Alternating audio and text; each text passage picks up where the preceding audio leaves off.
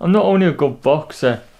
In other times in my spare time, I like playing snooker. And when I was 8, I knocked in a 147 against somebody who had been playing a lot longer than me. And I knocked a 147 in, and I couldn't believe it. It's just another one of my talents. I'm multi-talented. But snooker went, if anyone could knock a 147 in better than I did on that day, I was putting the Crosby head out for it as well. And snooker it's a very complicated game, with good eye coordination and concentration. That's why I fight. I concentrate hard.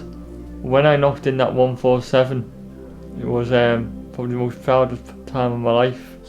If Stephen Hendry had seen it, or John Niggins, they would have been so proud. I don't think they've ever done that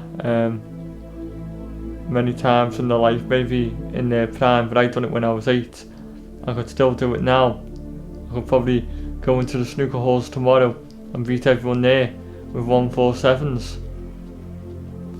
Because I'm multi-talented, good at boxing, good at snooker, good at golf, and good at pool.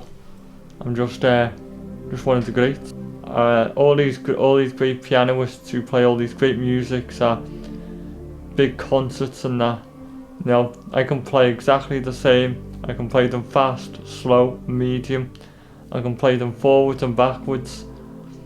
I've done many musical piano playing at Crosby Civic Hall. I've done some over in America and LA.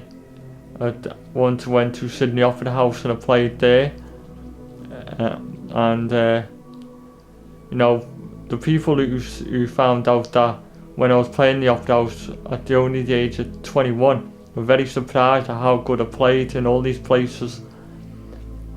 So it's snooker, pianoing, golf, and all different stuff I like to do in my spare time.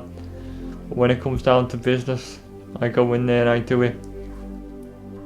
A few years ago, I was on the train.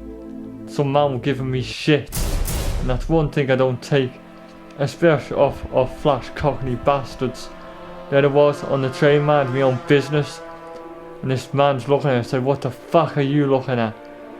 And he goes, "Look, other people by the laws are not smoking on this train. Why can't you?" And I blew the smoke in his face. And then he carried on looking. I said, "Come on, what are you looking at?" And then he said, "Oh, shut the fuck up." And then as we got off the train, he was walking up the road.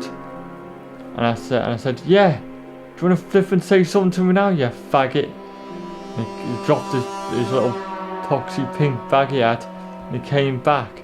And he grabbed me and he threw me against the wall. And I flipping smacked him and I butted him. He fell to the floor. Started kicking and stomping on his face. I said, "You get up, I will kill you, man." And he goes, "Oh yeah?" He goes, "I've got all big friends around here." I said, "I don't care who you know. Nobody's bigger than me. I know flipping gangsters, me." And he got up and I pulled out my stand knife and I stabbed him. I don't take shit off nobody. He's not the only person I stabbed. I could go on all night talking about the people I've murdered in my time, people I've stabbed, slashed. And if anybody messes with any of my ladies, you won't live to see the next flipping day.